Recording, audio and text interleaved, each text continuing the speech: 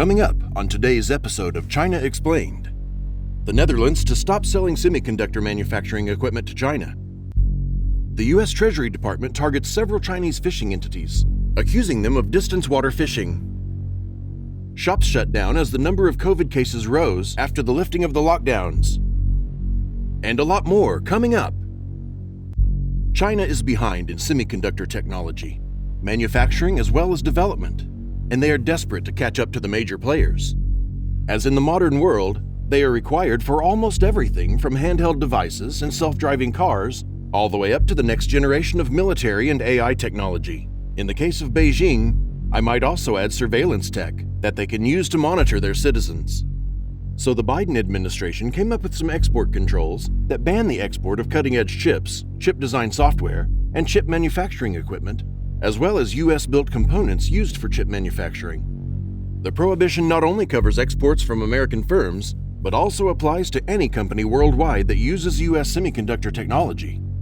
This news came as a serious blow to Chinese lawmakers, which was made even worse when the Netherlands planned to curb chip-making equipment sales to China.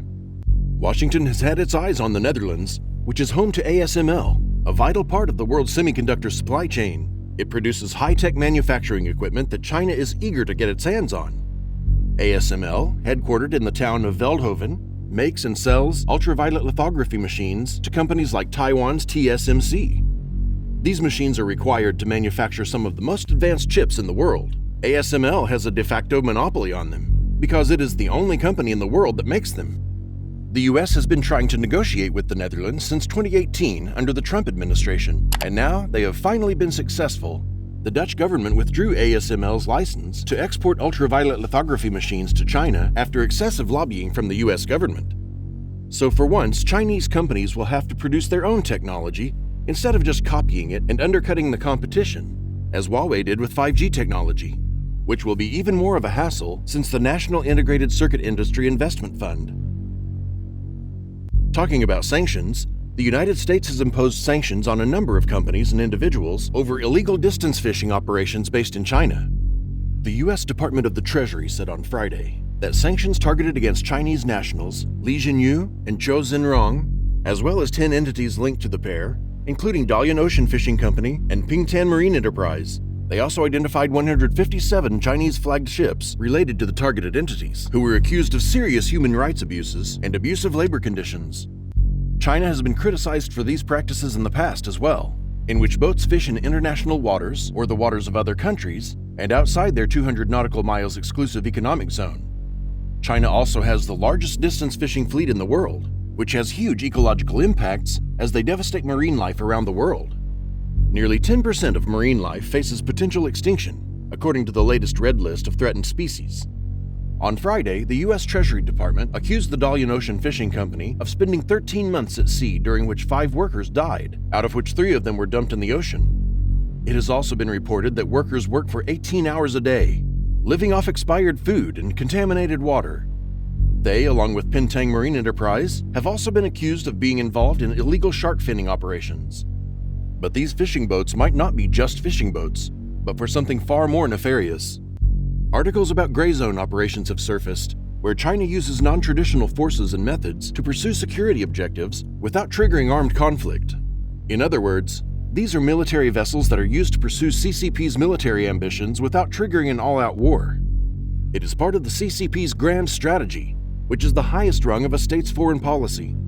It is a unifying theme linking a state's various efforts to secure its own survival and welfare in the international system.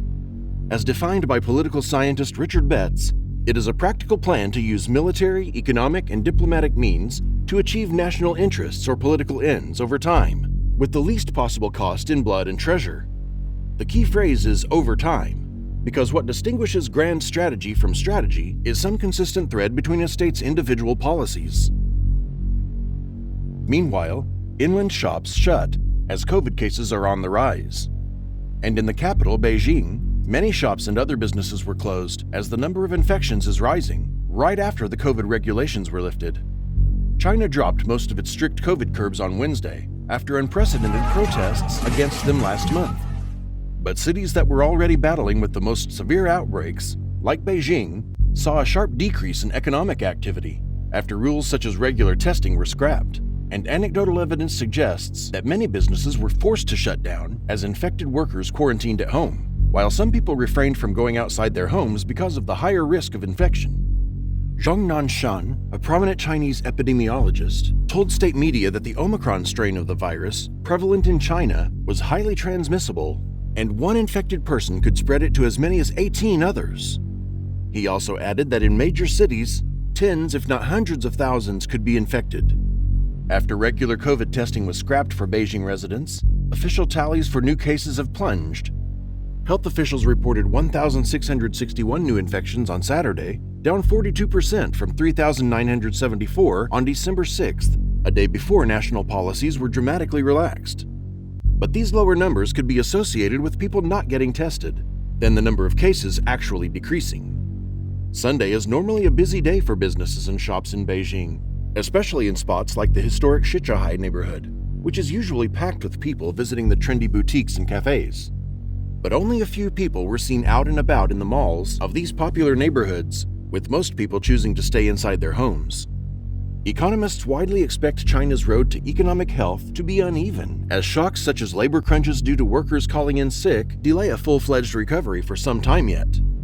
Epidemiologist Zhang said the transition out of zero COVID will eventually allow consumer spending patterns to return to normal, but a higher risk of infection will keep in-person spending depressed for months after reopening. Mark Williams, chief Asia economist at Capital Economics, said in a note, China's economy may grow 1.6% in the first quarter of 2023 from a year earlier, and 4.9% in the second, according to Capital Economics, which personally I take with a grain of salt.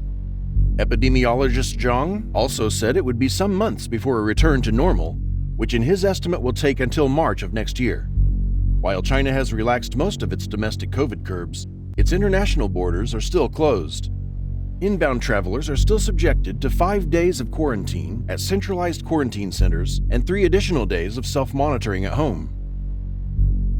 During the Citizens of China battle, the virus President Xi makes friends with Libyan Presidential Council's head, Mohammed al-Menfi, on the sidelines of the first Arab-Chinese summit on Saturday. According to a statement from Menfi's office, the return of Chinese businesses to Libya was the topic of discussion between the two parties, and according to Xi's office, it will be integral to return peace to Libya, although I am skeptical about this as Libya has long been war-torn and continues to struggle with violent conflicts after Muammar Gaddafi's death. External actors have exacerbated Libya's problems by funneling money and weapons to proxies that have personal interests over those of the Libyan citizens, so what to say China won't do the same? In the same summit, something far more concerning was taking place when President Xi called for oil trade in yuan, which is part of the CCP's effort to make the yuan an international currency and weaken the US dollar's grip on world trade. Top oil exporter Saudi Arabia and economic giant China both sent strong messages during Xi's visit on non-interference at a time when Riyadh's relationship with Washington has been tested over human rights, energy policy, and Russia. Any move by Saudi Arabia to ditch the dollar in its oil trade would be a seismic political move, which Riyadh had previously threatened in the face of possible US legislation, exposing OPEC members to antitrust lawsuits. China's growing influence in the Gulf is turning out to be quite concerning for the United States. Deepening economic ties were flaunted during Xi's visit, where he was greeted with a flashy welcome ceremony. At the start of Friday's talks, Prince Mohammed heralded a historic new phase in relations with China, a sharp contrast with the awkward US-Saudi meetings 5 months ago when President Joe Biden attended a smaller Arab summit in Riyadh. When asked about Saudi relations with the US foreign minister, Prince Faisal Al Saud said they will continue to work with all partners, and they don't see this as a zero-sum game. He also added that they do not believe in polarization or in choosing sides. Although Saudi Arabia and China signed several strategic and economic partnership deals, analysts said relations would remain anchored mostly by energy interests, though Chinese firms have made forays into technology and infrastructure sectors. Energy concerns will remain front and center of relations, Robert Mogilnicki, senior resident scholar at Arab Gulf States Institute in Washington, told Reuters. The Chinese and Saudi governments will also be looking to cooperate on the tech side of things as well as with other private sector companies. Saudi Arabia agreed to a memorandum of understanding with Huawei this week on cloud computing and building high-tech complexes in Saudi cities. The Chinese tech giant has participated in building 5G networks in Gulf states despite U.S. concerns over a possible security risk in using its technology. Saudi Arabia and its Gulf allies have defied U.S. pressure to limit dealing with China. Riyadh is a top oil supplier to China, and the two countries reaffirmed in a joint statement the importance of global market stability and energy collaboration while striving to boost non-oil trade and enhance cooperation in peaceful nuclear power. Xi and Beijing would continue to import large quantities of oil and liquefied natural gas from Gulf Arab states and added that they were natural partners. He also added that China would make full use of the Shanghai Petroleum and Natural Gas Exchange as a platform to carry out yuan settlements of oil and gas trades. Beijing has been lobbying for the use of yuan in trade instead of the US dollars, and these steps would ensure that China gets what it wants for a very long time. If you like the video and want to stay updated with recent news from China, consider subscribing to the channel and ring the bell icon so you know every time we upload a new video. And please like and comment on the video if you like it.